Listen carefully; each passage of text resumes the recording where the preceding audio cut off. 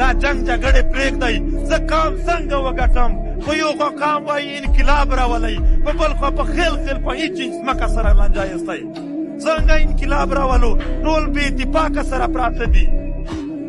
مونږ ته یو کار وښایې مونږ قام په اتفاق وکړه د دښمن سره ټکره ووهو هلته د دښمن مه په کور راننوت مونږ هغه ته ورباسو که دلته ورونه سره لانجه دي دا کار بند کړئ دا په خپل منځ کې اتفاق مه کوئ د پی ټي ایم نه څوک مرور دي په څه مرور دي صرف په دې مرور یې چې هلته پکوړې خوري